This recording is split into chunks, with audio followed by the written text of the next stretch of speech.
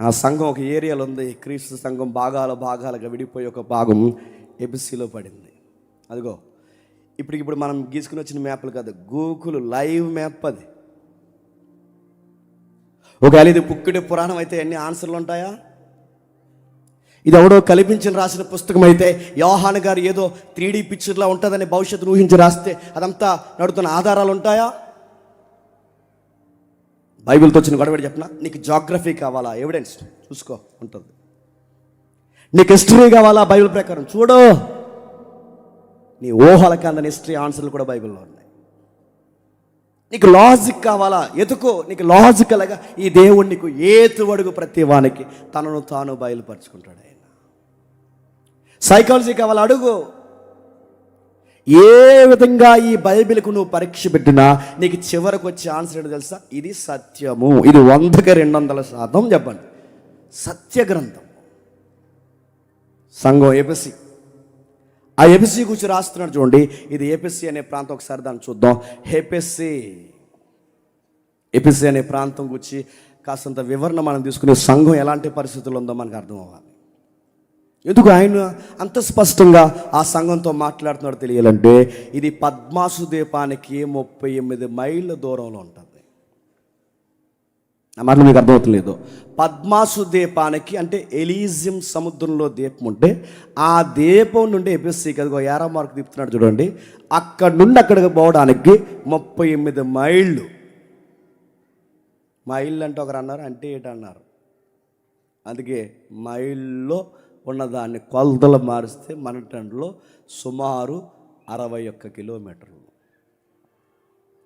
ఆ రోజున్న రోడ్ల ప్రకారం 100 లోపు అంటే 61 కిలోమీటర్లు. అంటే పద్మాసు ద్వీపం నుండి ఎబిసి ప్రాంతానికి 38 మైళ్ళు, కిలోమీటర్లు 61 కిలోమీటర్ల దూరం ఉందంటే ఇప్పుడు ఇక్కడున్న ఆయన సుమారు 100 కిలోమీటర్ల దూరంలో ఉన్న ఎబిసి ప్రాంతానికి రాస్తున్నాడు పత్రిక. అది హెచ్చరిక పత్రిక, అది ప్రత్యక్షపరచబడిన పత్రిక.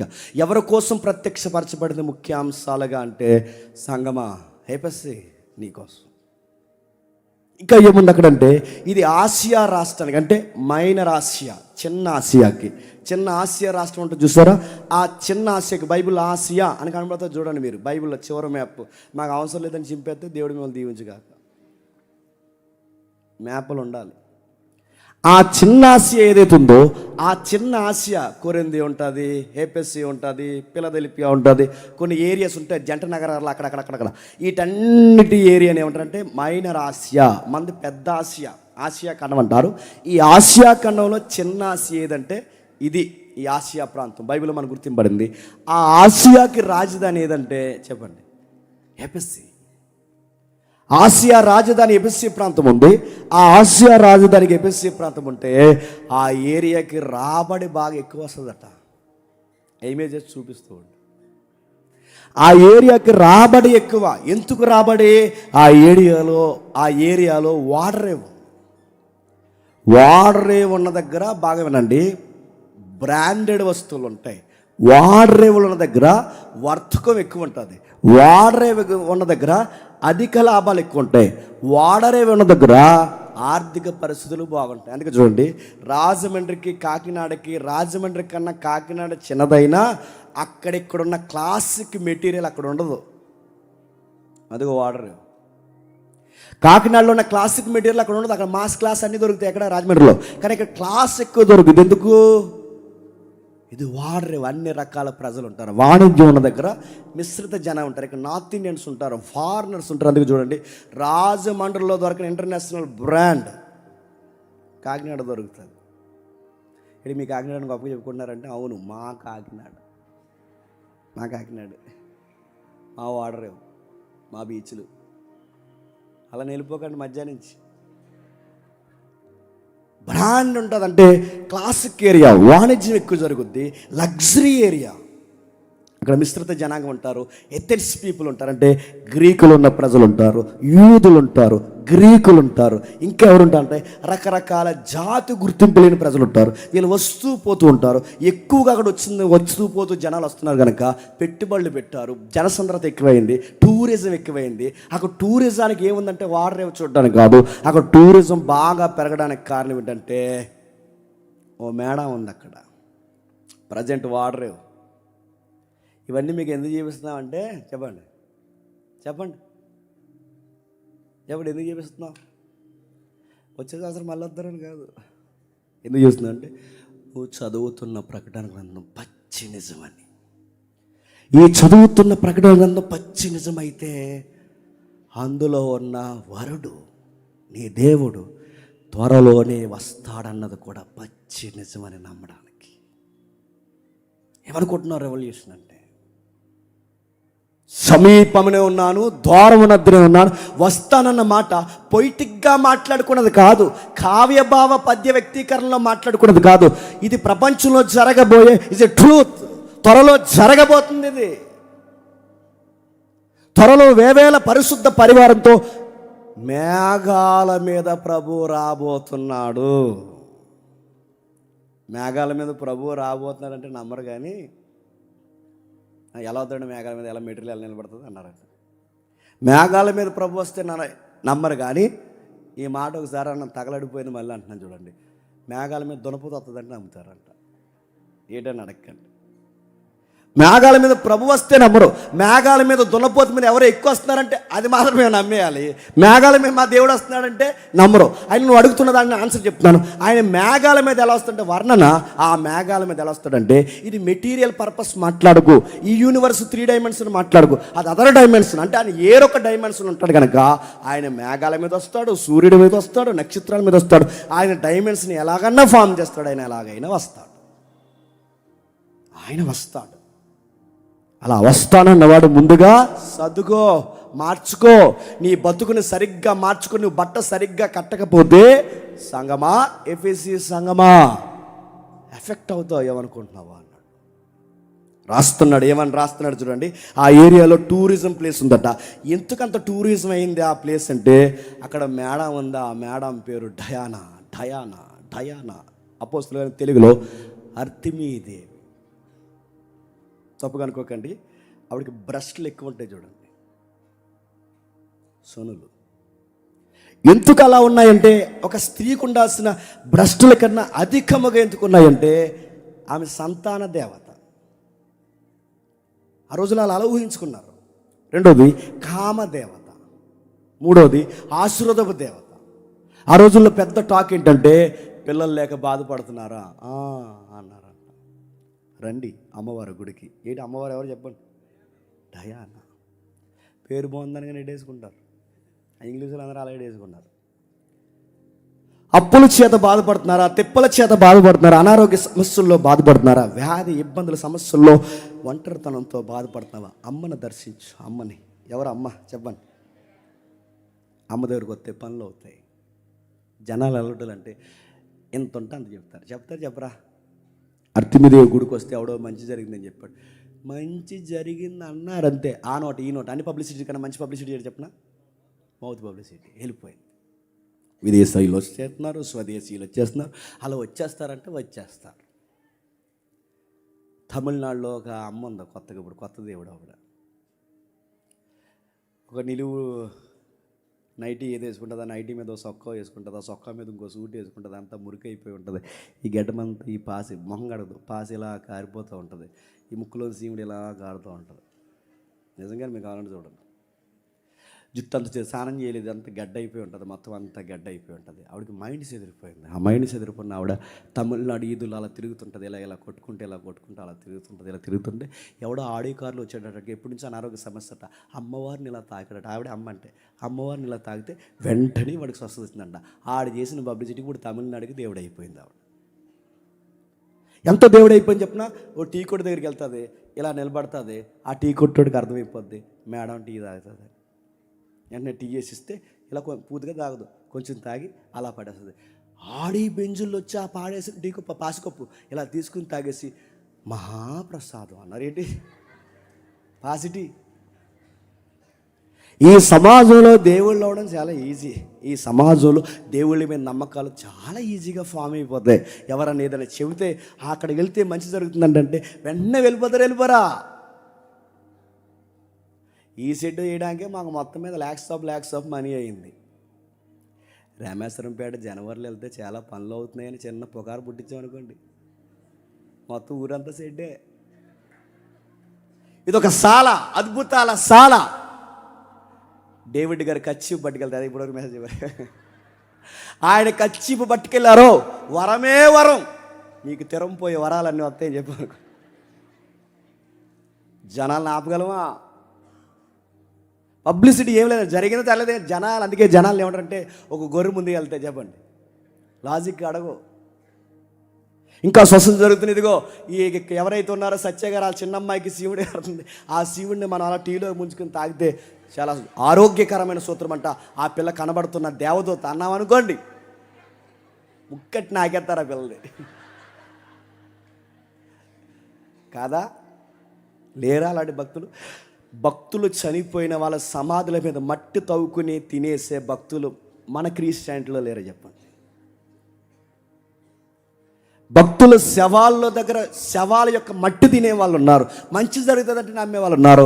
అరే మనకెంత ట్రూత్ లైన్ ఉన్నా మన దాంట్లోనే ఇలాంటి అన్బిబిలికల్ మూఢనమ్మకాలు ఉంటే, ఇలాంటి నమ్మకాలు ఉంటే, అరే బయట వాళ్ళ సంగతి ఏంటి? ఆ ఏరియాలో అర్తిమీదేవి ఉంది, బాగా ఫేమస్ అయిపోయింది మేడం. ఆ ఏరియాలో అలా లిటరల్గా అలా నివసించేది 2 లక్షల మంది ఉండేవారట. ఈ వస్తువు పోతుంటే ఆ రోజుల్లోనే లక్షల మంది ఉన్నారట. అక్కడ నివసించడమే 2 లక్షలు అంటే మీకు అర్థమైపోలేదు ఎంత పెద్ద టౌనో. 2 లక్షల మంది తండోపతండాలుగా అలా వచ్చెడుతుంటే ఆ గుడికి ప్రాంతానికి బయట లోపల వస్తూ అదిగో అదే గుడి, అదిగో చూడండి. ఎవడైనా తిరగ ప్రశ్నేస్తే ఇలా అడగండి, ఎబిసి పట్టణం నిజంగా ఉందంటే ఉందరా, అర్తిమీదేవి కూడా నిజంగా ఉందరా, నీకు కావాలంటే ఓల్డ్ 7 వండర్స్ అని ఉంటాయిరా, ఆ ఓల్డ్ 7 వండర్స్లో 1 ఆఫ్ ది వండర్ ఏంట్రా అని అడగండి.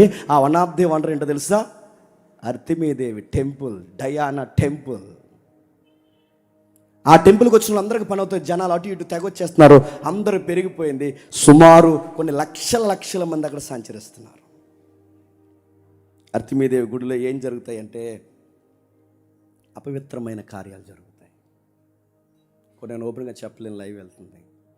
కొన్ని ఏరియాస్ ఉన్నాయి, పిల్లల పుట్టన వారిని మన ఏరియాలో తెలిసిన వాటి కోసం చెప్తున్నాను. ఈ విషయంలో వాళ్ళు నన్ను ఇరికించినా పర్లేదు, కానీ నా పరిధి దాటుకొని నేను చెప్తున్నాను, జాగ్రత్తగా వినండి. పిల్లలు లేని వారు ఉంటే పలానా గుడిలో రాత్రికి రాత్రి ఆ కన్నె పిల్లని లేదా పెళ్ళైన ఆ తొలిసూరు పిల్లని రాత్రికి రాత్రి గర్భగుడిలో వదిలేస్తే తెల్లారేసరికి పిల్లలు పుడతారు, గర్భవతి అవుతుందని నమ్మే నమ్మకాలు మన ఇలాకాలో ఉన్నాయంటే నమ్మగలరా? పిల్లలు లేని వారు అక్కడికి వస్తే అక్కడ జరిగే కార్యక్రమాలు అర్తిమీదేవి గుడిలో అపవిత్రమైన కార్యక్రమాలు, భయంకరమైన కార్యక్రమాలు. ఆ బొమ్మే చాలా అబ్యూజ్గా ఉంటుంది. ఇలాంటి కార్యక్రమాలు జరుగుతుంటే జనాలు పెరిగిపోతే ఎలా ఉంటుంది చెప్పండి? మతం విస్తరించిన దగ్గర వ్యాపారం విస్తరిస్తుంది, వ్యాపారం విస్తరించిన దగ్గర మతం విస్తరిస్తుంది, మతము వ్యాపారం కలిస్తే ఆ ఏరియా ఒక రంగుల ప్రపంచం అయిపోతుంది. సంఘం ఎలాంటి కండిషన్లు ఉందో మీకు అర్థం అవ్వాలి. 2 పెరిగిపోయాయి, మతం పెరిగిపోయింది, వ్యాపారం పెరిగిపోయింది, 2 పెరిగిపోయి జనాలు తండాలు వస్తున్నారు. జనాలు ఎక్కడ చూసినా ఎక్కడ పోతున్నారు? అర్తిమీదేవి గుడికి. ఎక్కడ పోతున్నారు? అర్తిమీదేవి గుడికి. ఎక్కడ పోతున్నారు? అర్తిమీదేవి గుడికి. ఎక్కడికి వెళ్తున్నాం? అర్తిమీదేవి గుడికి. ఎక్కడికి వెళ్తున్నాం? అర్తిమీదేవి గుడికి. అర్తిమీదేవి గుడి గుడి గుడి గుడి గుడి గుడి. పెద్ద సంబరాలు, మేళాలు, 25,000 మంది కూర్చొని ఒక పెద్ద ప్రాంగణం. దాన్ని ఓపెన్ థియేటర్స్ అంటారు. Open theatres. తమ్ముడు రాత్రి టచ్ చేసాడు, మొన్న హిస్టరీలో మాట్లాడుకోండి. Open theatres. అలా ఓపెన్ థియేటర్లో చాలామంది కూర్చుంటారు. ఎంత ఆహ్లాదకరమైన వాతావరణం, ఇన్ని రకాలైన వాతావరణాలు ఉంటే పోస్తున్నారు. కానీ సడన్గా గుళ్ళో ఉన్న వ్యాపారం పడిపోయింది. గుడిలో వ్యాపారం ఎందుకు పడిపోయిందంటే జనాల రాక తగ్గిపోయింది. అదే ఓపెన్ థియేటర్స్. చాలామంది అడుగుతారు, సినిమా థియేటర్ల కోసం బైబిల్ ఉంది ఎట్రా అని అడుగుతారు. అది చూసాడు, అదేమంటారు దాన్ని, అది లైవ్ థియేటర్, ఈరోజు సిల్వర్ థియేటర్, అంతే. Same theatre. అక్కడ లైవ్లో ఐటమ్ డ్యాన్స్ చెప్పండి, ఇక్కడ చెప్పండి, స్క్రీన్ మీద ఐటమ్ సాంగ్స్. సేమ్ థియేటర్, అర్తిమీదేవి ఏరియా అది. అక్కడికి వెళ్ళి కూర్చుని నువ్వు ఏమంటున్నావంటే చూడండి, చెప్పండి, మంచి సినిమాలు చూడండి. మంచి సినిమాలు ఉంటాయి అందులో. మంచి సినిమాలు చూడండి, ఆ థియేటర్లో అక్కడ కూర్చోవడమే పరమ దరిద్రం. మళ్ళీ అందులో మంచి సినిమాలు కూర్చుని పాప్కార్న్ టైంలో పక్కోడు కూడా ఒక పాప్కార్న్ కొనండి. పొరుగు అని ప్రేమించమన్నాడు కదా దేవుడు. ఈ బ్యాచ్ అంతా ఉంటారండి ఈ సంఘంలో. మనకి ఈ జనరేషన్లో ఇప్పుడు ఎదుర్కొంటున్న ఈ దుర్బోధలు ఇప్పుడే కదా, అప్పుడు ఉన్నాయి. అర్తిమీదేవి దగ్గర 2 లక్షల మంది ఉంటారు, రకరకాల జనాలు తిరుగుతారు, జనాలు పోతున్నారు. ఎక్కడికి పోయినా జనాలు రాక తండోపు తండాలు ఉంటే జనాల్లో నమ్మకం పెరిగిపోయింది. ఎవడొచ్చిన అర్తిమీదేవి గుడికి సడన్గా వ్యాపారం పడిపోయింది. ఎందుకు వ్యాపారం పడిపోయింది? జనాలు తగ్గిపోయారు. ఎందుకు జనాలు తగ్గిపోయారంటే ఈ ఏరియాకు ఒకడు వచ్చాడు. భక్తులు తగ్గిపోయారు, వ్యాపారం పడిపోయింది. ఈ వ్యాపారం భక్తులు ఎందుకు తగ్గిపోయారంటే ఈ ఏరియాలో ఒక ఆయన సంచరిస్తున్నాడు. అతగాడు పేరు సెయింట్ పాల్. అపోస్తుడైన పౌలు, పరిశుద్ధుడైన పౌలు వచ్చి ఏం చేస్తున్నాడు? లాజికల్గా దేవుని కోసం మాట్లాడుతున్నాడు. చేతులతో చేయబడినవి దేవుళ్ళు కాదనియు, మనం చేసుకుంటే దేవుళ్ళు అవ్వమనియు, దేవుడు అంటే మనల్ని క్రియేట్ చేసిన వాడు తప్ప మనం క్రియేట్ చేసిన దేవుడు కాదనియు, సృష్టికర్త అంటే మనం సృష్టించాలి కానీ మనం సృష్టించడం ఏంటని ఇలా లాజికల్ మెసేజ్లు ఎప్పుడైతే మాట్లాడాడో జనాలకి లాజిక్ పనిచేసింది. జనాలు అటెళ్ళాల్సిన వాళ్ళందరూ ఈడు తిరిగేశారు.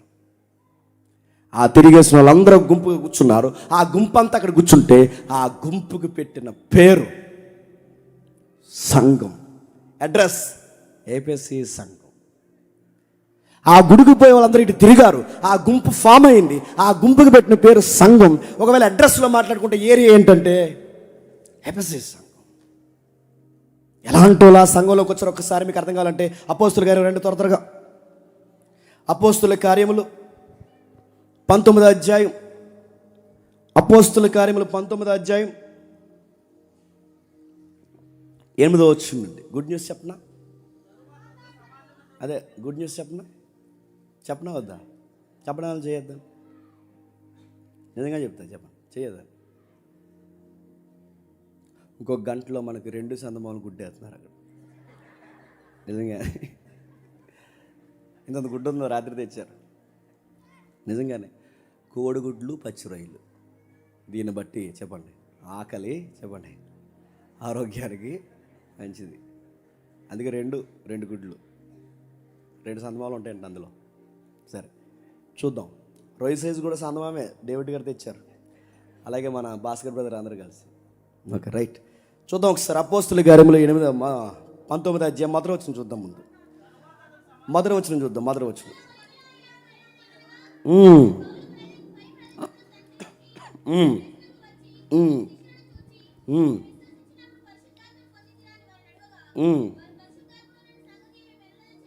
ఏమా 2 అన్నా త్వరగా చదువుతున్నావు? స్లో చదువు. 19వ అధ్యాయం మొదటి వచనం. అపోల్లో కొరింథీలో ఉన్నప్పుడు జరిగినది ఏమనగా, పౌలు పై ప్రదేశములో సంచరించి ఏపీసీనకు వచ్చినప్పుడు చెప్పండి. పౌలు గారు ఎక్కడికి వచ్చారు? ఏపీసీకి వచ్చారు. ఏపీసీకి వచ్చేసరికి ఏం జరుగుతుంది? లగ్జరీ వాతావరణం ఉంది అక్కడ, టెంపుల్ ఉంది అక్కడ, జనాల నమ్మకాలు ఉన్నాయి అక్కడ. ఆయన వచ్చిన తర్వాత ఏం జరిగింది? 8వ వచనంలో, తర్వాత సమాజ మందిరంలోకి వెళ్ళి ప్రసంగించుచు, దేవుని రాజ్యంను గురించి తర్కించుచు, ఒప్పించుచు, ధైర్యముగా మాట్లాడుచు 3 నెలలు గడిపాడు. అయితే కొందరు కఠిన పరచబడిన వారై ఒప్పుకొనక జన సమూహము ఎదుట ఈ మార్గము దూషించుచు అతడు వారిని విడిచి శిష్యులను ప్రత్యేకపరుచుకుని ప్రతి దినము తురానను పాఠశాలలో తర్కించుచూ వచ్చాను. ఇలా 2 ఏళ్ల వరకు జరిగిన గనక యూదులేమి, గ్రీసు దేశస్తులేమి, ఆసియాలో కాపురం ఉన్న వారందరూ ప్రభు వాక్యాన్ని బలముగా విన్నారు. సంఘం ఫామ్ అయింది. ఎన్నేళ్ళు చెప్పాడట? ప్రతి విశ్రాంతి దినం చెప్పాడట. అక్కడ ఒప్పుకుపోయేసరికి మరొక పాఠశాలలో ఎవరు రెంట్కి ఇచ్చారు? ఉదార స్వభావం కలిగిన, ఇప్పుడు ఎలా అయితే మనకి ఈ కాలేజ్ ఎలాగైతే మనకి 7 days మనకి ఎలా అయితే ఇచ్చారో, ఆ రోజుల్లో కూడా పౌలు గారి బోధకి అట్రాక్ట్ అయ్యాడో మరి ఎలా దాన్ని తీసుకున్నారో తెలియదు కానీ మొత్తం మీద ఒక స్కూల్ ఆయనకి ఇచ్చారు. ఆ స్కూల్లో ఆయన ఏం పెట్టాడు? బైబిల్ క్లాసులు పెట్టాడు. గమ్మత్తోటి చెప్పిన దీన్నే నవతరంలో, ఆ స్క్రీన్ షాట్ అయితే నవతరంలో దీన్నే సెమినరీ అంటారు. మీరు కావాలని చదువుకోండి ఇంటికి వెళ్ళిన తర్వాత. ఆ స్క్రీన్ కట్ చూడండి. పౌలు గారు అక్కడ పెట్టిన బైబిల్ క్లాసులు ఏమంటారు? ఇప్పుడు వ్యాఖ్యానం ప్రకారం, అదిగో చూడండి, జూమ్ చేయండి ఒకసారి. ఇప్పుడు వ్యాఖ్యానం ప్రకారం సెమినరీ. ఈ సెమినరీ అనే వర్డ్ లాటిన్ నుండి వచ్చింది. దాని నుండి వచ్చినదే సెమినార్. సెమినార్ అంటే బాగానండి, మొక్కల్ని పెంచడం. అదిగో సెమినరీ. ఇది నేను రాసుకొచ్చాను చెప్పండి. చాలామందికి డౌట్ ఉందిగా, ఈ వర్డ్ ఎక్కడైనా బైబిల్లో ఉందంటే వ్యాఖ్యానాల్లో దాన్ని అలానే పిలుస్తారు. ఒక దగ్గర గుంపుగా కూర్చొని మాట్లాడుకుని చక్కగా మన దేవుని వాక్యంలో ఎదిగే దాన్ని, మొక్కలు ఎలాగైతే మంచిగా పెంచితే ఎదుగుతాయో శిష్యులు కూడా తయారు చేసి పెంచే దాన్ని ఏమంటారు చెప్పండి? సెమినరీ. దాన్నే సెమినార్ అంటే మొక్కల పెంపకంలో వాడే పదాన్ని ఆధ్యాత్మిక చింతనలో వాడితే మనుషుల్ని లేత మొక్కలకు ఉన్న వారిని చెప్పండి బలమైన వృక్షాల్లో తయారు చేసే ప్రాజెక్ట్నే చెప్పండి సెమినరీ. ఆ సెమినరీ అక్కడ పెట్టాడు ఎవరు? ఎక్కడ? అర్తిమీదేవి గుడి పక్కన పాఠశాలలో. అలా పోయే పబ్లిక్ అంతా ఇలా వచ్చారట, ఆ కూర్చున్నారట, చాలామంది జనాలు విన్నారట. ఆ విన్న వారిలో విచిత్రమైన మనుషులు వచ్చారట. ఆ వచ్చిన వారిలో 2 ఏళ్ల పాటు మాట్లాడుతుంటే గ్రీసు దేశస్తులు, ఆసియాలో కాపురమున్న వారందరూ ప్రభు వాక్యం విని బలంగా విశ్వసించారు. మరియు దేవుడు పౌలు చేత విశేషమైన అద్భుతాలు చేయించెను. అతని శరీరానికి తగిలిన చేతి గుడ్డలైనను పౌలు చేత విశేషమైన అద్భుతాలు బోధించి చేయించాడట. ఈ విశేషమైన అద్భుతాలు ఎందుకు చేశాడు? ఆయన చేతి రుమాలంటే చెప్పండి కచ్చీప్. చాలామంది కచ్చీపులు అమ్మే వాళ్ళకి రిఫరెన్స్ ఏంటి చెప్పిన? ఈ రిఫరెన్సే. మీరు ఎందుకు కచ్చీపులు అమ్ముతున్నారంటే పౌలు గారు కూడా చెప్పండి కచ్చీపులు అమ్మలేదు చెప్పండి. ఆయన కచ్చీపు స్వస్థత వచ్చిందని. ఒక ఆవిడ కచ్చీపు తెచ్చుకుందండి ఎక్కడి నుంచో, ఎక్కడ ఏటని అడగండి. వాళ్ళ అబ్బాయి చాలా ఫీల్ అవుతున్నాడు. అన్నయ్య సత్యవాక్యం విన్న తర్వాత నాకు అర్థమైంది, ఇలాంటివన్నీ నమ్మే దాంట్లో మా అమ్మ కూడా ఉంది. ఆ కచ్చీపు ఉతికంటే ఉతకదు అన్నయ్య. 5 years అయింది. ప్రతిసారి ఇలా ముఖం మీద వేసి పడుకుంటుంది. ఉతికే నీకు దండం పెడతంటే ఉతకదు, ఎందుకంటే పవర్ పోద్దంట. ఏం ఉతికితే పవర్. కచ్చీపులో పవర్ ఉంటుందా? వస్త్రంలో పవర్ ఉంటుందా? నా చెవుడితో తుడుచుకున్న కచ్చీపుల్లో పవర్ ఉంటుందా? కొంప ఉంటుంది. నడుతుంది. ఇలాంటివన్నీ అద్భుతాలు జరుగుతాయి. అద్భుతాలకు మనం వ్యతిరేకం కాదు, అద్భుతాలు జరుగుతాయి. కానీ అద్భుతాలు ప్రభువుని బట్టి జరుగుతాయి, కార్యాలు ఆయన బట్టి జరుగుతాయి. ఆ అద్భుతాలు కార్యాలు ఎందుకు జరుగుతాయంటే ఈ మనుషుల్ని వాక్యం దగ్గరికి లాగడానికే జరుగుతాయి. నేను ఓపెన్గా చెప్తున్నాను, కానీ ఇది మా గొప్పతనం కాదు. కానీ మేము ప్రార్థన చేస్తే పిల్లలు పుట్టిన తల్లులు ఉన్నారు. అలానే జేమ్స్ గారు ప్రార్థన చేస్తే పిల్లలు పుడతారని అదొక ప్రచారం చేసుకుంటే, అన్నలాంటి వారు ప్రార్థన చేస్తే స్వస్థతలు కలిగిన రోగులు ఉన్నారు. కార్యం ఎవరిది? జేమ్స్ కాదు. కార్యం ఎవరిది? సేవకులు కాదు. కార్యం ఎవరిది? దేవునిది. మధ్యలో నీది నాదేటి అడావిడి. నిన్న రాత్రి అన్న చెప్పాడుగా, నిన్న పగలు సేవకుడు ఎప్పుడు మధ్యలో ఏం చేయాలి అదే చేయాలి. దేవుని మహిమను మనం దొంగిలించుకోకూడదు. చాలామంది దేవుని మహిమను దొంగిలిస్తారు. వాళ్ళకి చెల్లిమనిపోయే ఎగ్జాంపుల్ ఏంటంటే, ఒక యజమానుడు ఉన్నాడు అనుకోండి. ఆ యజమానుడు బట్టల షాప్ యజమానుడు అనుకోండి. ఆయన కింద పనిచేసే కూలోలు, లేదంటే ఆ పనిచేసే చిన్న సైజు ఉద్యోగస్తులు అనుకోండి. ఇప్పుడు నాకు వానర్ ఏం అప్పగించాడంటే బట్టలు అమ్మరా అని చెప్పాడు. బట్టలు అమ్మరా అని చెప్పినప్పుడు కస్టమర్ నా దగ్గరికి వచ్చినప్పుడు నేను ఏం చేయాలి చెప్పండి? ఏం చేయాలి? ఏంటి, ఇది చలికాలం బాగుంటుందండి, ఇది వేసవికాలం బాగుంటుందండి, ఈ బట్ట ఎలా ఉంటుందండి, ఈ బట్ట ఎలా ఉంటుందండి, ఇది ఈ బ్రాండ్ అండి, ఇది ఆ బ్రాండ్ అండి, అదండి, ఇది ఎక్కడి నుంచి తెప్పించామండి, అక్కడి నుంచి తెప్పించామండి, కొనుక్కోండి బాగుంటుందని బట్ట కోసం చెప్పాలి. ఈ అమ్మేవాడు బట్ట కోసం చెప్పకుండా నేను ఎక్కడ పుట్టాను తెలుసా నీకు? తెలుసా నాకు ఎంతమంది పిల్లలు తెలుసు? అసలు నేను ఈ షాప్కి ఎలా వచ్చానంటే, ఇవన్నీ చెప్తున్నప్పుడు సీసీ కెమెరాలో నా వాండర్ చూడడానికి ఏమంటాడు, బట్టల మోసలు వేసి కట్టేస్తాడు. నేను ఏమనుకుంటున్నావు? నువ్వు అమ్మరా అంటే అమ్మకుండా వచ్చినోడితో ముచ్చట్లు పెట్టి నేనేంటో తెలుసా, నా ఎత్తు ఎంతో తెలుసా, నా పొడవ ఎంతో తెలుసా, నా బడాయి ఏంటో తెలుసా అంటే నువ్వు ఎవరి కోసం చెప్తున్నావు? వస్తువు కోసం చెప్పు. నువ్వు ఎవరి కోసం చెప్తున్నావు? వ్యాపారం కోసం మాట్లాడు. ఇది మాట్లాడుకునేది చేస్తే నేనేమంటాడు? ఇక్కడ కూడా అదే. అందుకే చూడండి, మన మధ్యవర్తులు కూడా మన ద్వారా అద్భుతాలు జరిగినా, మన మధ్యవర్తులు కూడా మన ద్వారా ఏ కార్యాలు జరిగినా, ప్రజలు మారిపోతున్నా, ఫాలోయింగ్ పెరిగినా అని చెప్పాల్సింది ఎవరి కోసం చెప్పండి? వాకింగ్ కోసం చెప్పాలి, దేవుడి కోసం చెప్పాలి. సూత్రం ఒకటేనండి, మనం ఎంత తగ్గించుకుంటే ఆయన చేతిలో చెప్పండి అంత బాగా సంచరిస్తాడు. పట్టుకుని పౌలు సంచరింపజేస్తున్నాడు. నక్షత్రాలు ఆయన పట్టుకొని అద్భుతాలు జరిగిస్తున్నాడు. అద్భుతాలు జరుగుతున్నప్పుడు చాలా దయ్యాలు పోతున్నాయట. దయ్యాలు వదిలిపోయాయంట. ఫస్ట్ సెంచరీలో దయ్యాలు పట్టాయి. ఇప్పుడు దయ్యాలు కొంచెం ట్రెండ్ మార్చి మొబైల్కి పడుతున్నాయి, మైండ్లకు పడుతున్నాయి, సోకులు పడుతున్నాయి, సరదాలు పడుతున్నాయి. దెయ్యమే చెప్పండి. ఇంకోలా ఉంది. ఏజెన్సీలో ఒకలా ప్రవర్తిస్తుంది, టౌన్లో ఒకలా ప్రవర్తిస్తుంది, ఇలాంటి ఏరియాలో ఒకలా ప్రవర్తిస్తుంది, ఇక్కడ ఆధ్యాత్మిక కొడుకుల్లో ఒకలా అది ఒకే స్టైల్ వాడదు, రకరకాల స్టైల్లో ఉంటుంది. అవ్వాదముల దగ్గరికి పావులాగా వెళ్తుంది, సంవత్సరం దగ్గరికి దెలీలాగా వెళ్తుంది, ఇస్కరియోతు దగ్గర మనీలాగా వెళ్తుంది, ఇక్కడికి తోటి విశ్వాసలో వస్తుంది. ఒక్కొక్క దిక్కును ఒక్కొక్కలాగా దయ్యాలు పడతాయంటే పడతాయి, దయ్యాలు పట్టి చెడగొడతాయంటే చెడగొడతాయి, దయ్యాలు మీదకి వస్తాయంటే వస్తాయి. నీ దగ్గరికి ఎలా రావాలో దానికి బాగా తెలుసు. ఆవిడ దగ్గరికి ఎలా రావాలో అది అలా వస్తుంది. ఈ భాష అర్థం కాక ఠకాలు మన క్లిప్ కట్ చేసి ఏమంటారంటే, అదిగో జేమ్స్ దయ్యాలు ఉన్నాయన్నాడు జనాల్ని. చెప్పండి, తాయెత్తులు అమ్ముకుందామని ఈ బూదిని ఉండదండి. ఎవరు వస్తుంటే వీళ్ళకి అర్థమవుతుంది. సరే, ఏమవుతుంది చూడండి. అప్పుడు దేశ సంచారకులు, మాంత్రికులు ఎవరు? బ్లాక్ మ్యాజిక్ అంటారు దాన్ని. మాంత్రికులు మంటంలో చిల్లంగి, బాణమతి, చేతబడి, ఒంటి మీద నూనె పోగు లేకుండా ఈ బోధులు రాసుకుని, శవాల రక్తం రాసుకుని, తల విరబూసుకుని పూజలు చేస్తారే మాంత్రికులు. శవాల మధ్య కూర్చొని, శవాల దెబ్బల మీద కూర్చొని పూజలు చేస్తారే మాంత్రికులు. ఆ గ్రీకు ముగ్గులు ఉంటాయి, గ్రీకు ముగ్గులు ఇలా గీసి ఇలా గీసి ఇలా గీసి ఇలా గీసి ఇలా గీసి గీసారేమో ఇప్పటివరకు చూసుకోండి. వాటన్నిటికీ ఒక సింబల్ ఉంటుంది, దానికి ఒక మీనింగ్ ఉంటుంది. వాటి మధ్యలో కూర్చుంటారు, వాటికి కావాల్సిన రక్తం ప్రోక్షణ జరిగిస్తారు, మంత్రాలు చదువుతారు. ఏమని?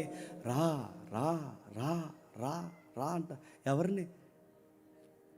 దయ్యాన్ని ఎందుకు రమ్మంటున్నారు? ఈ కల్చర్ ఎక్కడ అనుకున్నారు? బాబులోనియన్స్ నుంచి ఉంది.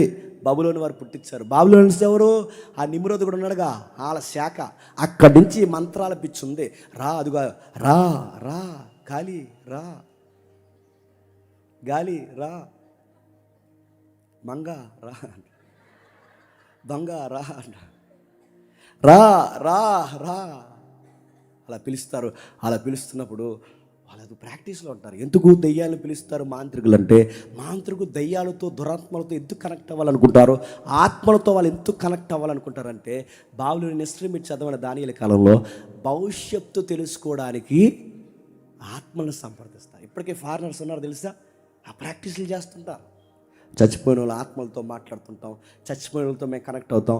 రేపు ఏం జరుగుతుందో మేము తెలుసుకుంటాం. అంటే మీకు ఎవరు చెప్తారా సేవలు అంటే? ఎవరు చెప్తారంట?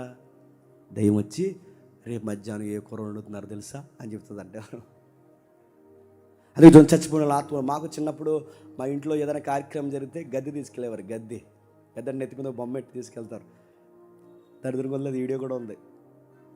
మా అన్నయ్య పెళ్ళికి తీసుకెళ్ళారు, గద్దెకి బొమ్మలు ఇవ్వాలి. ఎందుకంటే అప్పుడు మా అక్క చనిపోయింది, అక్కడికి వెళ్ళి ఆ బొమ్మలు ఇవ్వాలి. ఆ గద్దెకి తీసుకెళ్తే ఇలా తీసుకెళ్ళిన తర్వాత నెత్తి మీద బొమ్మ ఎట్టి తీసుకెళ్ళి ఊరంతా ఊరిగించే. నాకు సిగ్గుతో చచ్చిపోయిన ఆ రోజున ఆ ఊరంతా ఊరేగించేసి. అప్పటికే మనకి కొంచెం స్టైల్గా మరి స్కూల్లో మా ఫ్రెండ్స్ అందరూ చూసేసారు. ఆ బొమ్మ పెట్టుకుని అది మా అన్నయ్య ప్రశాంత్ ఇక్కడ బ్యాంక్ ఎంప్లాయ్ ఉంటాడు, వాడు నేను ఊరంతా తిరిగి మొత్తం మీద సాయంత్రం గద్దెలు పెడితే అక్కడ ఒక ఆవిడ ఉంటుంది, పెద్ద ఆవిడ. చచ్చిపోయింది అనుకుంటా. చచ్చిపోయింది ఉందరా ఏరా, చనిపోయిందా? ఆ దెబ్బ మీద ఉండేది ఆ పెద్ద ఆవిడ ఉండేది. ఆ పెద్ద ఆవిడ ఇక్కడ కూర్చొని ఇలా ఊగుతుంది అనమాట. ఇలా తెచ్చారా? మా నానమ్మ మా అత్తలో తెచ్చామమ్మ అన్న. అక్కడ పెట్టండి అన్న. అక్కడ ఎట్టాం బొమ్మలు. నేను దాని ఇంకా చూస్తున్నాను, ముసలిదాని ఇంకా చూసాక ఇలాగ అంది. పళ్ళు మన అరిసింది. వీడు చిన్నోడు కదూ అంది. మరి అందరిలో చిన్నోడు నేనే. మళ్ళీ అది పెద్ద జీకే పెట్టు నా వైపు చూసి ఏదో పెద్ద బహుశా చెప్పిన వీడు చిన్నోడు కదా. వీడు చిన్నోడు, వీడు కుదురుండడు అన్నదా. అదో పెద్ద మా అమ్మ అవునవును నిజమే కుదురుండండి. స్కూల్కి కూడా వెళ్ళట్లేదు కాదు, గొలిక్కి వెళ్ళట ఆడతాడు ఏదో ఇవన్నీ చెప్తున్నాడు. ఏదో పెద్ద లాజిక్ ఏం కదా అలా చెప్తుంటారు వాళ్ళు. ఆ చెబుతున్న ఆ బామలో ఉన్నది ఎవరు? మా అక్క వచ్చిందంటే ఎక్కడికి? యారా స్కూల్కి వెళ్తలేదు అంటే నన్ను ఈ ముసలిదాన్ని నేను అక్కని పిలవగలనా? అది కాదు అక్క అనగలను నేను. రకరకాల మాటలు మాడేస్తుంది, అది అలాగే ఇలాగే భవిష్యత్తు ఇది అది ఏదో చెప్పేస్తుంది. చెప్పి అంత సోది ఎవరు అనుకున్నాను. ఏమి లేదండి, అన్నీ చెప్పిన ముసలిది పాకలో ఉండేది, అది ప్రాబ్లం. అన్నీ చెప్పిన ముసలిది అనారోగ్య సమస్యలతో ఉండేది. కనుక అమ్మతోని చెప్పిన ఇలాంటివి ఏమి ఉండవు. కథ వాళ్ళు ఫీల్ అవుతారు, దయ్యాలతో మాట్లాడాలని, వాళ్ళకి కనెక్ట్ అవ్వాలని, ఇదొక భవిష్యత్తు చెప్పాలని వాళ్ళకు ఫీలింగ్. మా అమ్మ నాన్న రాత్రి వచ్చారు, మా తాలికి చుట్టాలు ఇక్కడ ఉన్నారు, కావాలంటే అడగండి. మా అక్క మంచి ఏజ్లో ఉన్నప్పుడు చనిపోయింది, ఎంగేజ్లో ఉంది అప్పుడు, అలాగే ఉండేది చక్కగా. మా నాన్నకి ఆ అమ్మాయి అంటే పిచ్చి, చనిపోయింది. బహుశా మా అక్క ఉంటే ఇన్ని గొడవలు ఉండకపోనేమనిపిస్తుంది అప్పుడప్పుడు నాకు, ఎందుకంటే అక్క ఉంటే అన్నీ చూసుకుంటాం. చనిపోయింది. చనిపోయిన తర్వాత ఆ రోజుల్లో నమ్మకం ఏంటంటే ఈ అమ్మోరు గిమ్మోరు సినిమాలు వచ్చినాయి అప్పట్లో. ఆ సినిమాలు వస్తే మా అక్క వయసులో చనిపోయిన చేతబడి బట్టి చంపేశారని చెప్పి మా అక్కని శవాన్ని కాయడానికి అక్కడికి వెళ్ళేవారు. అంటే రాత్రులు లెగిస్తుందని, మళ్ళీ తీసుకొద్దామని. కానీ గమ్మత్తని చెప్పిన ఆవిడెప్పటికీ లేకదు. అమాయకంగా వెళ్ళి ఆ శవాల దగ్గరికి కాసేవారు. అమాయకంగా లేచి 3వ రోజు లేస్తుంది అనుకున్నారు. ఇలాంటివన్నీ నమ్మేవారు. ఇలాంటి కుటుంబాల నుంచి మేము వచ్చామన్నప్పుడే నాకు ఒక్కసారిగా ఒళ్ళు జలదరిస్తుంది. ఇలాంటి నేరో మైండ్లో ఉన్న ఫ్యామిలీస్తో మమ్మల్ని ఎలా పిలుచుకున్నాం ప్రభు అనిపిస్తుంది. మూఢనమ్మకాలు, భయంకరంగా దేవుని ఎక్కిరించే నమ్మకాలు, మంత్రాలు. మాకు చనిపోతే ఒక మాంత్రికుడు మా ఇంటికి తీసుకొచ్చారు. అడగండి కావాలంటే. ఆ మాంత్రికుని తీసుకొస్తే వాడు శాతక్ బండి ఉండేది అప్పట్లో, బజాజ్ శాతక్. వాడు ఎలా తోలుకుని వచ్చాడు, మా ఇంటి దగ్గర ఆపాడు. ఆపిన తర్వాత 3 నిమ్మకాయలు తెమ్మడా. మా నాన్నమ్మ అంటే నాకు చాలా ఇష్టం, ఈ నిమ్మకాయలన్నీ అదే నమ్మేది. 3 నిమ్మకాయలు పట్టుకుని ఇలా గ్లాసులు వేసుకుని, మా నాయనమ్మ, దాని పేరే నాయనమ్మ, ఇలా గ్లాసులు వేసుకుని ఆడు అన్నాడు మాంత్రికుడు, ఇల్లంతా 3 సార్లు ప్రదక్షిణ చేయండి అన్నాడు. అనగానే 3 నిమ్మకాయల గ్లాసులు వేసుకొని ఇల్లంతా ఇలా ప్రదర్శన చేసి వచ్చిన తర్వాత ఆ నిమ్మకాయలు ఇలా కోస్తే నిమ్మకాయల నుంచి బ్లడ్ వస్తుందండి. మా ఇంట్లో వాళ్ళు కంగారు అయిపోయారు, మా అమ్మ కంగారు అయిపోయింది, మా నాన్న కంగారు అయిపోయాడు, మా నాన్నమ్మ కంగారు అయిపోయింది, మా అత్త కంగారు అయిపోయింది, అందరూ కంగారు అయిపోయారు. నిమ్మకాయలు కోసి కొలితే బ్లడ్ వచ్చేస్తుంది. అప్పుడు అది అన్నాడు, దోషం ఉంది మీ కొంపకి అన్నాడు. మంత్రం వేసాడు వాడు. ముందు పిల్లని తీసేస్తాడు, తర్వాత తలకాయని తీసేస్తాడు, తర్వాత ఇళ్ళాలను తీసేస్తాడు, అందరిని తీసేస్తాడు. పిల్లలు అనాథులు అయిపోతారు అనగాని ఆ సౌండ్కి, ఆ చీకటికి, ఆ రక్తానికి మా వాళ్ళు ఏం చేయాలి చెప్పండి అన్నారు. తండ్రి బీరువాలో ఉన్న డబ్బులు మంత్రం ఇస్తా అన్నాడు. తర్వాత తెలిసింది చెప్పిన, నిమ్మకాయల నుంచి బ్లడ్ కలర్ రావాలంటే దానికి ఒక పౌడర్ ఉంటుంది. ఆ కెమికల్ దానికి ఫామ్ చేస్తాడు. ఆల్రెడీ తెచ్చుకున్న నిమ్మకాయలు మా నిమ్మకాయలు కాదు. ఆ నిమ్మకాయలు ఆడిచ్చి ఆ బ్యాగ్లో తీసాడు, కెమికల్ రాసిన నిమ్మకాయలు కోస్తే అది బ్లడ్ వచ్చింది. మా పిచ్చోళ్ళు అందరూ ఏం చేశారంటే బీరువాలో ఉన్న డబ్బులన్నీ అడిగిస్తారు. ఈ మంత్రాలు కొంతమంది నిజంగానే ప్రాక్టీస్ చేస్తారు, కొంతమంది మోసం చేస్తారు. ఈ దయ్యాల మంత్రాల పేరు మీద, ఈ అద్భుతాల పేరు మీద మనుషులు మోసం చేస్తారు. అలాంటి ఏరియాలో ఎపిసి ఎలా ఉందో తెలుసా? విగ్రహాలతో నిండిపోయింది, వ్యాపారంతో నిండిపోయింది, లగ్జరీతో నిండిపోయింది, లాజికల్తో నిండిపోయింది, మంత్రాలతో నిండిపోయింది, భూత వైద్యులతో నిండిపోయింది. ఎంతమంది నిండిపోయినా ఆ ఏరియాకి ఒక్కడు సువార్త కలంగలం ఎప్పడానికి వెళ్ళాడు, మాట్లాడుతున్నాడు. ఆ మాట్లాడుతున్నప్పుడు ఏం జరుగుతుంది? ప్రభువు ప్రకటించి యేసుతోను 13వ వచనంలో, అప్పుడు దేశ సంచారకులు మాంత్రికులు కొందరు యూదులు, బాధాకరమైన విషయం, ఈ ప్రాక్టీస్లోకి ఎవరు పోయారట చెప్పండి? దేవుని పిల్లలు నమ్ముతున్నారు, ఇది యూదులు నమ్ముతున్నారు. ఇది బాధాకరమైన విషయం. యూదులు నమ్ముతున్నారు, సత్యదేవుడు వదిలేస్తారు, యూదులు కూడా వాటిని నమ్ముతున్నారు. పౌలు ప్రకటించి యేసు తోడని మిమ్మల్ని ఉచ్చరించటకు చేర్చున్నామనే మాట చెప్పి దయ్యములు పట్టి వారి మీద ప్రభు అయిన యేసు నామను ఉచ్చరించటకు పూడుకున్నది యూదుడైన ఎవరట? యాజకులు కొడుకులు. ఎవరంట? యూదులు. వీళ్ళు ఎవరండి? ధర్మశాస్త్రం ఉన్నవాళ్ళు, బైబిల్ ఉన్నవారు. బైబిల్ నమ్మిన పాస్టర్ల కొడుకులు ఎలా అయిపోయారండి? దేవుని పిల్లలు సంఘంలో ఉన్నవారు ఎలా అయిపోయారండి? అంటే సత్యం అందకపోతే జనాలు ఎటేపు తిరుగుతారు చెప్పండి? మూఢ నమ్మకాల వైపు తిరుగుతారు. పాస్టర్ గారి పిల్లలు 7 ఉన్నారట, యేసుప్రభు పేరు చెప్తున్నారట. వాళ్ళకి ఏదైతే ఏముందో వ్యాపారం కావాలి. అందుకు ఆ దయ్యాలు మేము యేసుని గుర్తెరుగుదుము, పౌలుని ఎరుగుదుము, కానీ మీరెవర్రా లకలక అన్నాయంట. మీరెవర్రా? పౌలు తెలుసు, అపోస్తులు తెలుసు, మీరెవరనే ఆ దయ్యాలు పట్టిన వాడు ఎగిరి వారి మీద పడి వారిద్దరిని లొంగదీసి గెలిచి అందుచేత వారు దిగంబరులై గాయములు తగిలి ఆ ఇంటి నుండి పారిపోయాడు. ఎలా కొట్టాడు ఒకసారి ఊహించుకోండి. మీద అడిపోయాడంట. అదిగో చూడండి, మీద అడిపోయి ఫటాఫట ఒకటి వాయించేస్తున్నాడు. గోము కొట్టేసి, నెత్తిమి కొట్టేసి, ఇలా గుద్దేసి, బట్టలు లాగేసి, మూతిమి గుద్దేసి, ఈ రాములు ఎక్కడ కొట్టేస్తున్నాడు, ఈడెవడు ఇలా కొట్టేస్తుందని చెప్పి అక్కడి నుంచి గదిలో అని చెప్పండి పారిపోయారంట. అలా పారిపోయిన వారు, దయ్యాలు పట్టిన వారు, ఈ సంగతి ఎపిసిలో కాపురం ఉన్న సమస్త యూదులేమి గ్రీసు దేశంలో తెలిసినప్పుడు వారందరూ భయం కలిగిన ప్రభువైన యేసు నామమున గణపరిచి విశ్వసించిన వారు అనేకులు తాము చేసిన వాటిని తెలియజేసి ఒప్పుకోండి. మరియు మాంత్రికులు విద్యను అభ్యసించిన వారు అనేకులు తమ పుస్తకాలు తెచ్చి అందరి ఎదుట వాటిని కాల్చివేసి వారు లెక్క చూడగా వాటి వెల 50,000 ఎండు రోకలు. ఇంత ప్రభావంతో ప్రభు వాక్యం ప్రబలైన తర్వాత బాగానండి మంత్రాలు ఆగిపోయాయి, మాంత్రికులు మారిపోయారు, దొంగలు మారిపోయారు. ఇప్పుడు ఎవరు మారిపోయారు? యూదుల్లో ఉన్న మాంత్రికులు కూడా మారిపోయారు. గమ్మత్తు చెప్పనా, అక్కడ మంత్రాల వ్యాపారం పడిపోయింది. ఈ కిందికి వచ్చేసరికి ఏం పడిపోతుందో చూడండి. ఈ కిందికి వచ్చేసరికి 21 వచ్చిన ఇలాగ జరిగిన తర్వాత మాసిదోనియ, అక్కయ దేశంలో మార్గంలో యెరూషలేములో ఎలవలననే మనసులో ఉద్దేశించి నేను అక్కడికి వెళ్ళిన తర్వాత రోమా కూడా చూడవలని అనుకున్నప్పుడు తనకు పరిచయం చేయవారిలో తిమోతి ఏరుస్తాని వారిద్దరిని మాసిదోనియాకి పంపి తాను మాత్రం ఆసియాలో కొంతకాలం, ఆసియాలు అంటే మైనర్ ఆసియా, ఆ ఏరియాలో క్యాపిటల్ ఎపిసి, ఆ కాలమందు క్రీస్తు మార్గం వచ్చి చాలా అల్లరి కలిగిన ఎలాగనగా దెమెత్రి అనే ఒక కంసాలి అర్తిమిదేవి ఎండుగులు చేయటం వలన పని వారికి మిగులు లాభం కలగజేసిన అతడు వారిని బట్టి పని చేయొచ్చు ఇతరులను గుంపు కూర్చి, అయ్యలారా ఈ పని వల్ల మనకు జీవం బహుగా జరుగుతున్నది మీకు తెలియని, అయితే చేతులతో చేయబడినవి దేవతలు కాదనియు దాదాపు ఆసియా అంతటా బహు జనమును ఒప్పించి త్రిప్పుచున్న సంగతి మీరు చూసి ఉన్నారు. ఈ ఏడు వల్ల మన వ్యాపారాలు పడిపోతున్నాయి.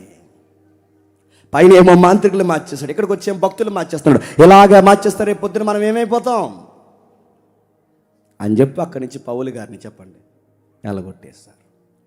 పౌలు అయితే వెళ్ళిపోయాడు, కానీ అక్కడ ఏమి ఉండిపోయింది చెప్పండి? సంఘం ఉండిపోయింది.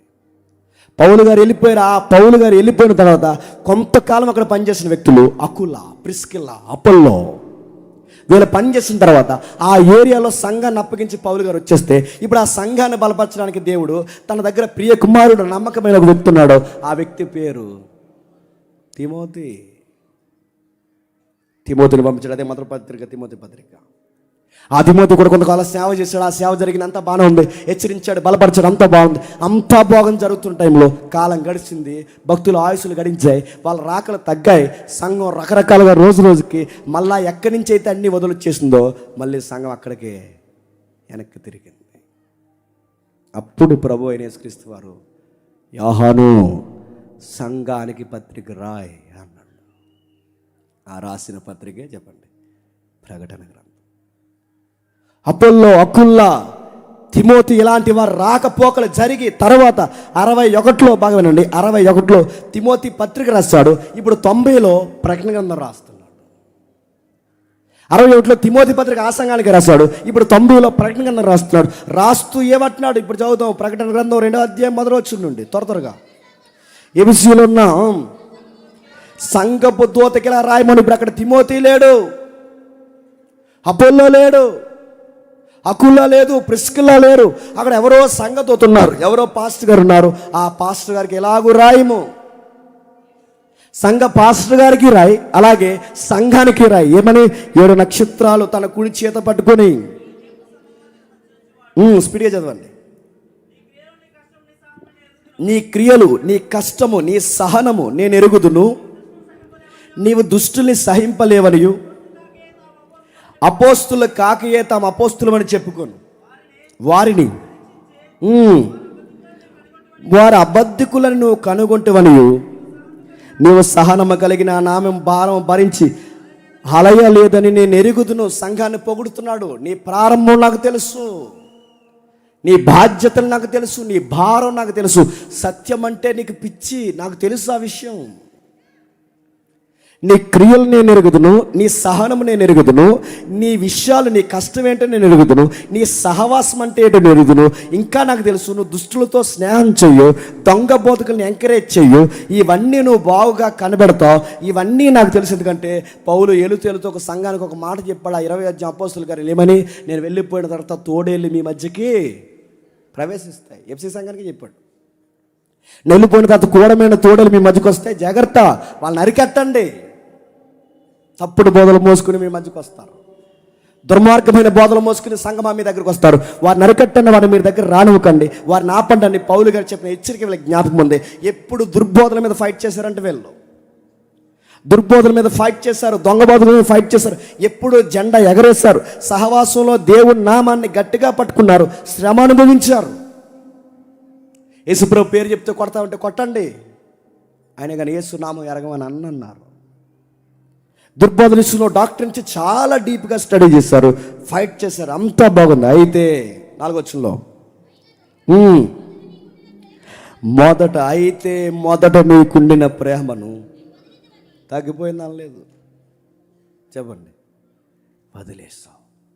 ఇక్కడ నేను చెప్పాను, ఎంతమంది గుర్తుందో? మొదట నీకుండిన ప్రేమను వదిలేస్తావు.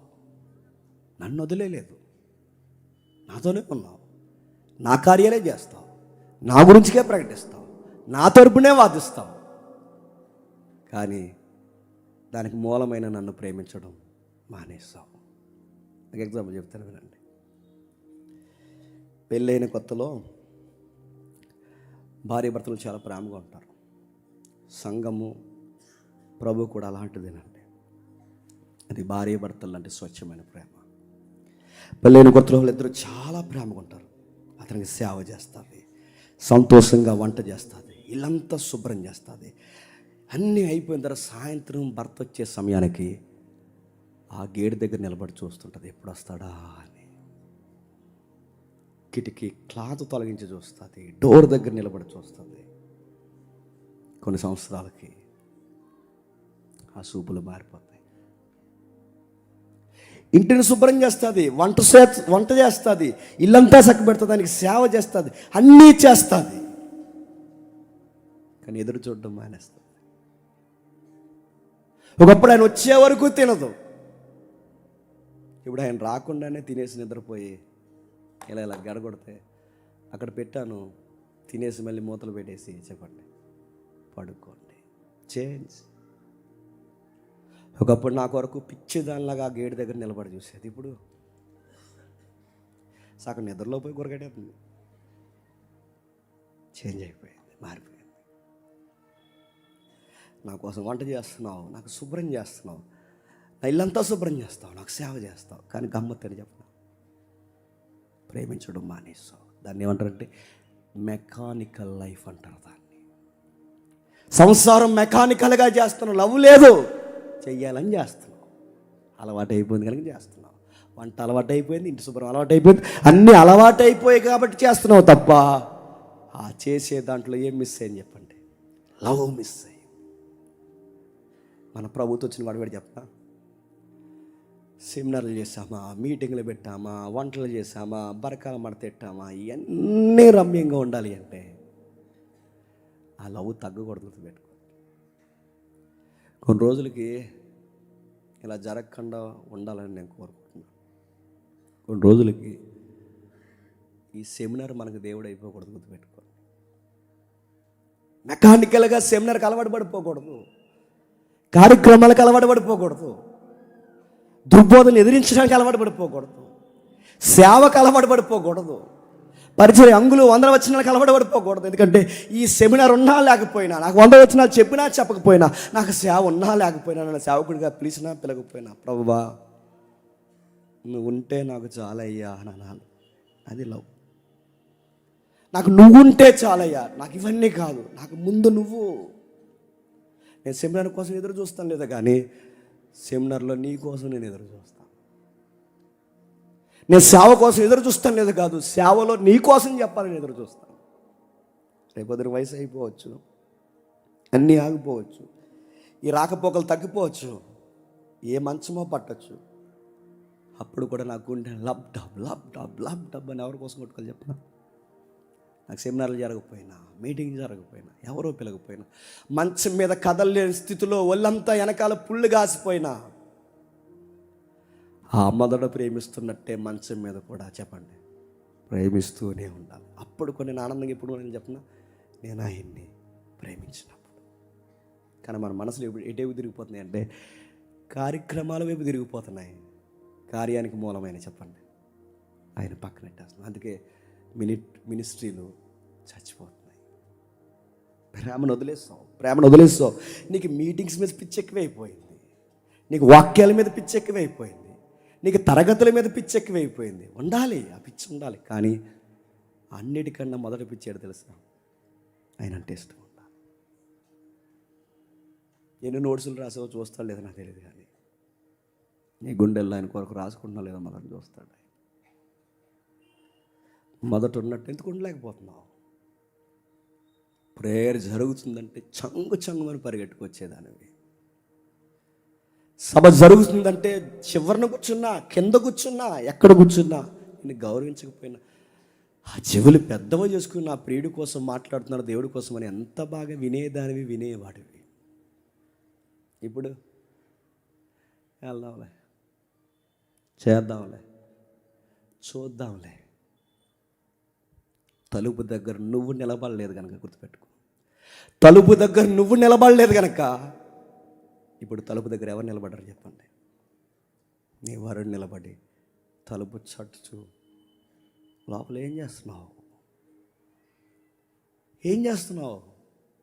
ఎంటర్టైన్మెంట్ ఉందా నీకు లోపల? నన్ను బయట వదిలేసి నాకు తలుపు తీయకుండా నువ్వు లోపల ఏం చేస్తున్నావు? వదిలేసావు కదా నన్ను. నా కోసమే సేవ చేస్తావు, నా కోసమే ప్రార్థన చేస్తావు, నా కోసమే తిరుగుతావు, నా కరపత్రాలే పంచుతావు, అన్నీ నా కోసమే చేస్తావు. కానీ నేను వస్తే మాత్రం నువ్వు తలుపు కూడా చెప్పండి తీయు. ఇది సంఘాలతో ప్రభు మాట్లాడుతున్నమాట.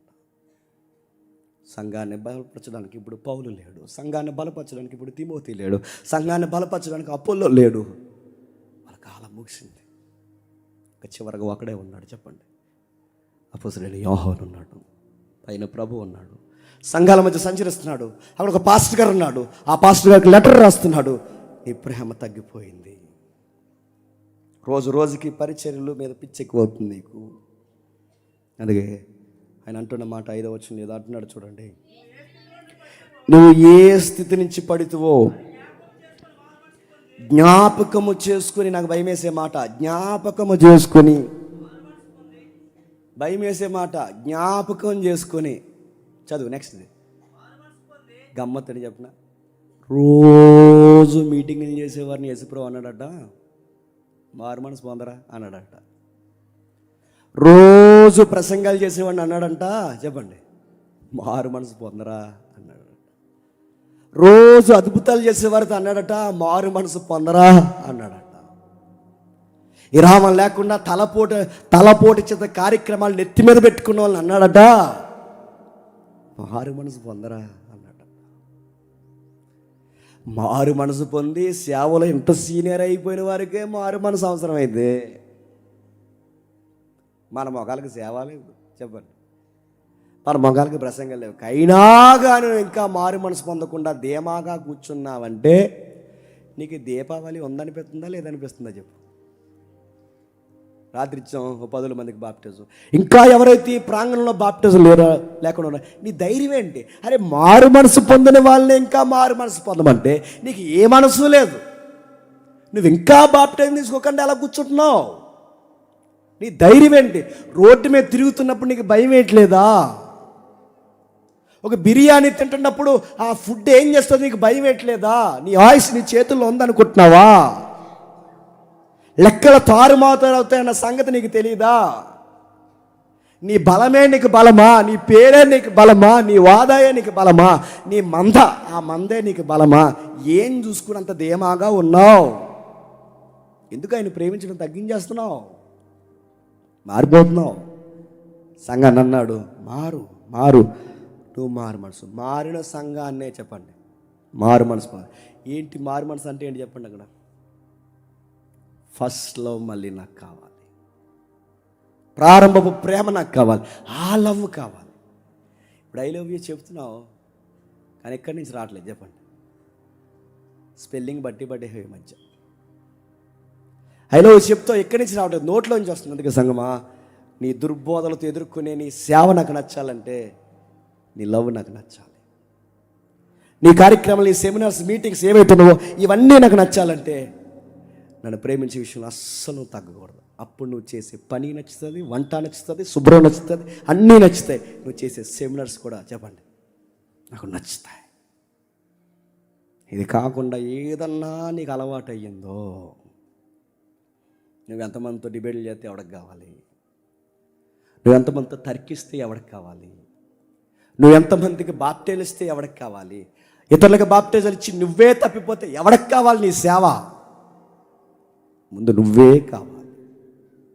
అందుకని అడుగుతున్నాడు, సంగమా నువ్వు ఏ స్థితి నుంచి పడుతువో, ఏ స్థితి, ఆ లవ్ స్థితి నుంచి పడుతువో చెప్పండి, జ్ఞాపకం చేసుకో. ప్రారంభం ఎలా ఉండేవాడు, ఎలా ఉండేదాని జ్ఞాపకం చేసుకుని మారు మనసు పొంది ఆ మొదటి క్రియ చేయము. అట్లు చేసి నువ్వు మారు మనసు పొందితే గాని లేని ఎళ్ళ నీ యొద్ద నుండి నువ్వు మారు మనసు పొంది ఏ స్థితి నుంచి పడ్డావో అక్కడి నుంచి నువ్వు మారకపోతే లేని ఎళ్ళ నీ యొద్ద నుండి దీపస్తంభం చేస్తాను. ఇప్పుడు చరిత్ర మీరు జ్ఞాపకం చేసుకోండి. ప్రారంభంలో గుడారంలో దేవుని మందసాల దగ్గర దీపాలు వెలిగించేది ఎవరు? అహరోను. అహరోను ఏం చేసేవాడు? దీపం వెలిగించేవాడు, ఆరిపోయిన దీపాన్ని వెలిగించేవాడు, ఎలగని దీపాల ఒత్తు కట్ చేసేవాడు. ఇప్పుడు అహరోను కథ చెప్పండి. ఈ సంఘాల మధ్య, దీపాల మధ్య సంచరిస్తున్నవాడు ఎలిగే దీపానికి నూనెస్తాడు, ఎలగకుండా ఒత్తు తడిసి బూడిదైతే ఆ ఒత్తుని చెప్పండి కట్ చేస్తాడు. ఇతను అహరోను కన్నా పవర్ఫుల్ ఏమనుకుంటున్నావు? నీ వెలుగుని తీసేస్తాడేమనుకుంటున్నావు? నీ పేరు తీసేస్తాడేమనుకుంటున్నావు? సంఘం చూసి మురిసిపోతావు, నీ సంఖ్యను తీసేస్తాడేమనుకుంటున్నావు? నువ్వు ఏం చూసి మురిసిపో, ఆ గోడలు చూసి ఆ గోడలు పడగొట్టేస్తాడేమనుకుంటున్నావు? అతిశయానికి గురవుతున్నావా? దేనికి గురవుతున్నావు? ఏదైతే విగ్రహంగా చేసుకుని దాన్ని పగల కొడతాడేమనుకుంటున్నావు? మారు మనసు పొంది అక్కడికి రా, మారు మనసు పొంది అక్కడ రా, లేకపోతే వెలుగు ఆరిపేస్తా అన్నాడు. భయం వేస్తుందో లేదో మీకు ఆ మాట? నీ విశ్వాసం అయితే నిన్ను ఆరిపేస్తా, నువ్వు సంఘారం అయితే నీ సంఘాన్ని ఆరిపేస్తా, నువ్వు సేవకుడు అయితే నిన్ను ఆరిపేస్తా, నువ్వు వెలకపోతే కట్ చేసి పడేస్తాను. అహరోను కన్నా ప్రధాన యాజకుడు మనకున్నాడు. ఆయన పేరు ప్రభువు అయిన యేసుక్రీస్తు. 6వ వచనం త్వరగా మర్చిపోకండి. 2 పూర్ణాలు ఉన్నాయంట. వెళ్ళిపోదాం. అయితే ఒకటి నీలో ఉన్నది, నికోలతల క్రియలు నీవు దేశించుచున్నావు, నేను కూడా వీటిని దేశించున్నాను. చెవిగలవాడు ఆత్మతో చెప్పుతున్న సంగతులు వినుగాక. ముగించేద్దాం. ఏంటంట? ఏం చెప్తాను చూడండి. ఒకటి నీలో ఉంది, నికోలతల క్రియలు నువ్వు దేశించున్నావు. ఈ విషయంలో నాకు నచ్చావు. ఎవరు నికోలైతులు అంటే? రకరకాల వ్యాఖ్యలు ఉన్నాయి. నికోలైత్ అంటే నికోలస్, అక్కడ ఉండే అపోస్తుల గారిలో ఉంటాడు నికోలస్. ఆ నికోలస్ ఈయన అంటారు, అదొక వ్యాఖ్యానం ఉంది. కానీ హెల్దీగా ఉన్న ఆన్సర్ ఏంటంటే నికోలస్ అంటే విజయం. నికోస్ అంటే విజయం, లోస్ అంటే ప్రజలు. నికోలస్ ప్రజలు అంటే విజయ ప్రజలు. అంటే మనకు అన్నిటి మీద ప్రభు మనకు విజయం ఇచ్చేశాడు, ఇక మనం ఏం చేసినా పర్లేదనే బ్యాచ్ని నికోలైతీలు అంటారు. అంటే ఏం చేసినా పర్లేదంటే ఏంటి? ఏం చేసినా పర్లేదంటే వాళ్ళ అర్థం ఏంటంటే అర్తిమీదేవి గుడికి వెళ్ళినా దేవుడే ఏమండి. ఎందుకంటే ఆల్రెడీ మనకేమొచ్చేసింది? నికోస్ అంటే ఏంటి? విజయం. లవోస్ అంటే ఏంటి? విజయం పొందిన ప్రజలు. ఇప్పుడు విజయం పొందిన ప్రజలు కనుక మనం గుడికిపోయినా దేవుడేమండు, అక్కడ ఏం పెట్టినా తినేసినా దేవుడేమండు, అక్కడ అపవిత్రమైన కార్యాల్లో మన చేతులు ముంచిన ఏమండు, అసలు దేవుడు ఏమండు. ఎందుకంటే దేవుడు మన కృప చేత మనల్ని రక్షించాడు కనుక, తన సహవాసం నుంచి మనల్ని గెంటివేడు కనుక, ఆయన కృపనిచ్చిన ఆయన, రక్షణించిన ఆయన, ఒక్కసారి వచ్చిన రక్షణ మళ్ళీ పోదని, పాపం చేసినా ఏమీ కాదని ఎంకరేజ్ చేసే దుర్బోధే నికోలాయితుల బోధ. ఇక్కడ తిరుగుతున్నారు ఈ మధ్య. ఇంకా మా చెల్లి అక్కడి నుంచి బయటకు వచ్చింది, పట్టేద్దామని చూశారు. దొంగ బోధ. ఇలా ఏమని చెప్తారంటే వాళ్ళకి అన్నీ తెలిసిపోతుంటే ఈ మధ్య నవంబర్లో ఎస్ప్రో వచ్చేస్తానంటే మరి ఇంకా రాలేదు ఏంటో మరి అంటే అప్పుడు అన్నారట 2025 కాదు చెప్పండి 2000 ఇప్పుడు ఎంత? ఇప్పుడు 2026 నవంబర్లో వచ్చేదండి. మరి అప్పటి వరకు మేము ఏం చేయాలని అడిగితే అన్నారట ఏమైనా ఉంటే చెప్పండి ఇచ్చేయండి, అమ్మి సేవ చేద్దాం అన్నారంట. అన్నీ ఇచ్చేస్తావు, నవంబర్లో రాకపోతే ఏంటి పరిస్థితి? డిసెంబర్లో కనబడిపోతే నువ్వు దుర్బోధలు. వీళ్ళు ఏమని చెప్తారంటే నువ్వు సినిమా చూడు, కానీ గమ్మత్తండి చెప్పనా, దేవుడు నిన్నేమండు. ఆ సినిమా చూసిన తర్వాత దేవుడు నీకు తెలిసింది కంటే నీకు స్వతంత్రం ఇచ్చాడు, నువ్వేయన్నా చూడవచ్చు, ఏమైనా చేయొచ్చు, కానీ ఏమవుద్దంటే నీకు ఏమీ కదా, అదిగో ఇమేజెస్ చూపిస్తున్నారు చూడండి, నికోలైతుల బోధలు. మిమ్మల్ని భోజనాలు పిలిచారు కదా, సమాజంలో బతుకుతున్నాం మనం. ఎవరు భోజనాలు పిలిచారు? అన్యులు. మిమ్మల్ని భోజనాలు పిలిచినప్పుడు సమాజంలో మనం బతుకుతున్నాం. నేను చెప్తున్నాను కదా, నికోలైతులు చెప్తున్నారు సమాజంలో బతుకుతున్నప్పుడు అర్తిమీదేవి గుళ్ళో భోజనాలు అంట, వెళ్ళండి, నలుగురితో కలిసి భోజనం చేయండి. నలుగురితో మనం చెప్పండి, అనకపోతే ఎలా? అదే నలుగురితో చెప్పండి. నువ్వు నతానేలు అంటే కుదరదు, చెప్పండి, నలుగురితో అనాలి, కలవాలి, భోజనానికి వెళ్ళండి. మరి అక్కడ విగ్రహాన్ని చూడకండి, మరి ఏం చూస్తారు చెప్పండి? ప్రేమను చూడండి. అడ్డి కొట్టుతాడు, బూరేసుకో, పులిహార వేసుకో, పులి చట్నీ వేసుకో చెప్తాడు. వేసుకుంటే నువ్వు తిను, తర్వాత వాడిని నువ్వు చెప్పండి భోజనానికి పిలువు. ఎందుకంటే మన సమాజంలో బతుకుతున్నాం, నలుగురితో ప్రేమగా లేకపోతే ఎలా చెప్పండి? మన దేవుడు అంత నేరోగా ఆలోచించి భోజనాలకు వెళ్ళినందుకు నేను దూరం పెట్టేస్తాడా అని అనగానే మనకి ఎలా ఉంటుంది? ఎన్ని భోజనాలు మానేసాను ఇప్పటివరకు,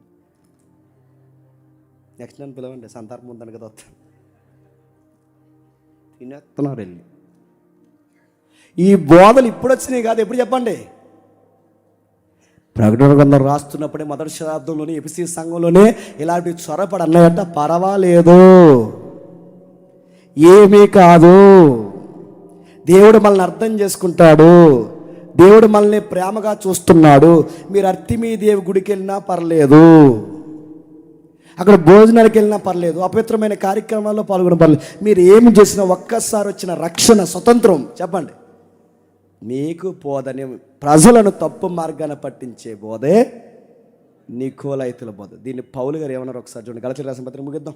గలతీయులకు రాసిన పత్రిక 5వ అధ్యాయం, గలతీయులకు రాసిన పత్రిక 5వ అధ్యాయం 13వ వచనం. గలతీయులకు రాసిన పత్రిక 5వ అధ్యాయం 13వ వచనం. సహోదరులారా, మీరు స్వతంత్రులుగా ఉండుటకు పిలువబడితే, అయితే ఒక మాట కండిషన్స్ అప్లై అవుతాయి, అయితే ఒక మాట షరతులు వర్తిస్తాయి, అయితే ఒక మాట అబ్జర్వేషన్ జాగ్రత్త, స్వతంత్రం ఉంది, ఫ్రీడమ్ ఉందని చెప్పి ఆ స్వతంత్రాన్ని, ప్రభువిచ్చిన స్వతంత్రాన్ని శారీరక క్రియలకు ఏతువు చేసుకొనక ప్రేమ కలిగిన వారై ఒకరికి ఒకరు దాసులై ఉండండి తప్ప తిండికి, బట్టకి, శరీర కార్యాలకి ఆ స్వతంత్రాన్ని మీరు ఉపయోగించారో ముఖం మీద ఉమ్మేస్తానన్నాడు, దీపం కట్ చేస్తాడు, బయటికి లాగేస్తాడు, వెలిగిని పీకేస్తాడు, నువ్వు ఇలాగే ఉంటే నీ స్వతంత్రాన్ని భగ్నం చేస్తానన్నాడు. నీకు ఫ్రీడమ్ ఇచ్చింది దేనికి? మన గాంధీ గారు ఫ్రీడమ్ ఇచ్చారు, దేనికి నీకు ఫ్రీడమ్ ఇచ్చింది? ఇంక ఎడంపక్కలు ఎలకరా చెప్పండి, నువ్వు ఎడంపక్క ఎలకు రోడ్డునా చెప్పండి, నీకు ఫ్రీడమ్ ఉంది, నీకు స్వతంత్రం ఉంది, కుడివైపుగా దూసుకుంటూ వెళ్ళిపోరా అంటే ఇంక వెళ్ళిపోతావు, అటు నుంచి అంటే ఎక్కడికి చెప్పండి? స్వతంత్రం ఉందని రూల్స్ పాటించవా? ఎంత స్వతంత్ర దేశంలోనే మనకు రూల్స్ ఉన్నాయా లేదా? షరతులు వర్తిస్తున్నాయా లేదా? నువ్వు ఎంత స్వతంత్ర సమరయోధుడివైనా, స్వతంత్రం పొందిన ఒక సగటు భారతీయుడివైనా, స్వతంత్రం వచ్చినా మనకు రూల్స్ ఉన్నాయి. అలాగే పాపం నుంచి స్వతంత్రం వచ్చిన మనకి కండిషన్స్ అప్లై అవుతాయి. ఏది చెయ్యాలి, ఏది చేయకూడదు, ఏది చూడాలి, ఏది చూడకూడదు, ఏది తినాలి, ఏది తినకూడదు, ఇవి ఇంటర్నల్ రూల్స్. అవి నీకు ఫ్రీడమ్ అయితే వచ్చింది, కానీ ఈ రూల్స్ నువ్వు పాటించాలి. పాటించకపోతే దీపం తీసేస్తాడేమనుకుంటున్నావు.